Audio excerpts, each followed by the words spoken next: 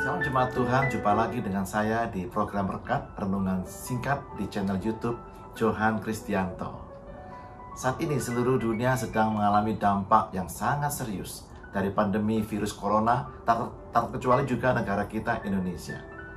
Dampak pandemi COVID-19 ini telah dan masih terus merusak sendi-sendi kehidupan, perekonomian, dunia usaha, kesempatan kerja, pendapatan, dan juga kesehatan masyarakat luas pada umumnya. Semboyan hidup bangsa kita yaitu gotong royong tiba-tiba bangkit di mana-mana. Tanpa mengenal suku dan agama, luar biasa. Apa kata firman Tuhan mengenai gaya hidup menolong atau memberi bantuan kepada sesama ini? Mari kita baca pengajaran Tuhan Yesus di Matius 5 ayat yang ke-7. Matius 5 ayat yang ke-7. Berbahagialah orang yang murah hatinya, karena mereka akan beroleh kemurahan. Kata berbahagialah di sini juga bisa berarti diberkatilah. Ya. Dari ayat ini Tuhan Yesus memberikan definisi orang yang murah hati itu seperti apa. Yang pertama, orang yang murah hati itu ketika ia memberi bantuan kepada orang lain, ia merasa bahagia. Atau dengan kata lain, kebahagiaan kita dapatkan ketika kita bisa membahagiakan orang lain melalui bantuan yang kita berikan kepadanya. Saya yakin orang yang menerima bantuan itu pasti bahagia atau senang hatinya.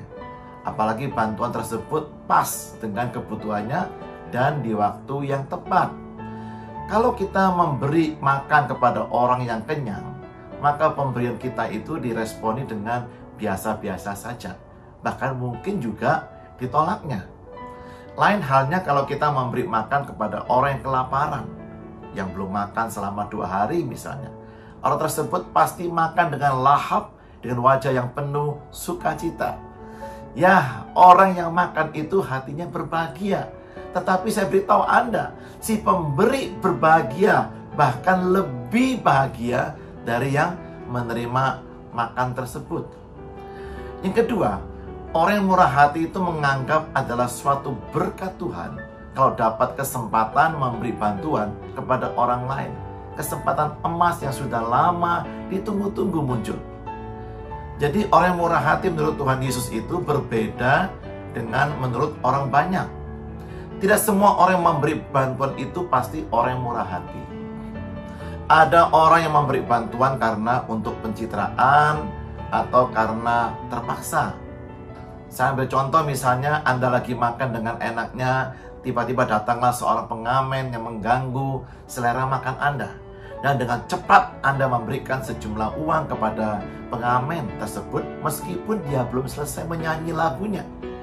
Menurut Anda, apakah Anda seorang yang murah hati karena Anda memberi sejumlah uang kepada pengamen tersebut? Belum tentu. Atau Anda memberi karena kasihan? Atau jangan-jangan Anda buru-buru memberi sejumlah uang kepada pengamen untuk mengusir dia pergi karena dia sudah mengganggu selera makan Anda. Jadi tidak semua orang yang memberi bantuan itu adalah orang yang murah hati menurut firman Tuhan. Ada juga orang yang begitu apatis ketika diajak ikut kegiatan sosial atau pemberian bantuan kepada orang lain, karena dia merasa pernah dikecewakan.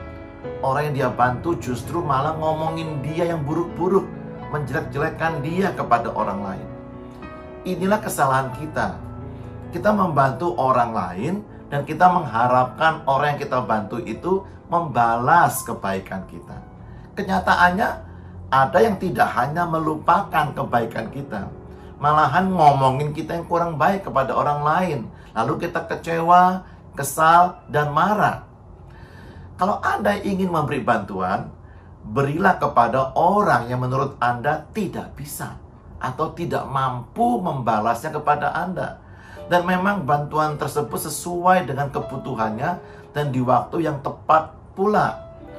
Orang tersebut merasa bahagia menerimanya, tetapi yakinlah Anda akan merasa jauh lebih berbahagia dari dia.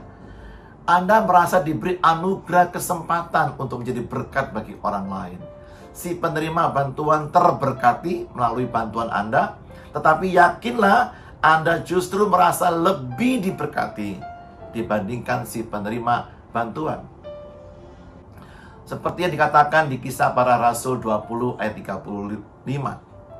Kisah Rasul 20 ayat 35. Dalam segala sesuatu telah kuberikan contoh kepada kamu, bahwa dengan bekerja demikian kita harus membantu orang-orang yang lemah. Dan harus mengingat perkataan Tuhan Yesus, sebab ia sendiri telah mengatakan, adalah lebih berbahagia memberi daripada menerima. Memberi daripada menerima. Dan ingat, murah hati itu merupakan sifat yang melekat dan yang tak terpisahkan dari Bapa kita di surga. Iblis tidak memiliki sifat kemurahan hati. Oleh karena itu, Yesus menegaskan hal ini di Injil Lukas 6 ayat 36. Lukas 6 ayat 36. Hendaklah kamu murah hati, sama seperti Bapamu adalah murah hati. Jadi murah hati adalah DNA-nya Bapa kita. Jangan lupakan janji Tuhan bagi orang yang murah hati, seperti yang telah kita baca tadi di awal acara ini, yaitu berbahagialah orang yang murah hatinya, karena mereka akan beroleh kemurahan. Memang dalam kita memberi suatu bantuan, kita tidak mengharapkan imbalan apapun. Tetapi Tuhan berjanji, Tuhan akan memberikan kemurahan hatinya kepada orang yang murah hati seperti dirinya pada waktunya. Tuhan Yesus memberkati Anda semua. Shalom.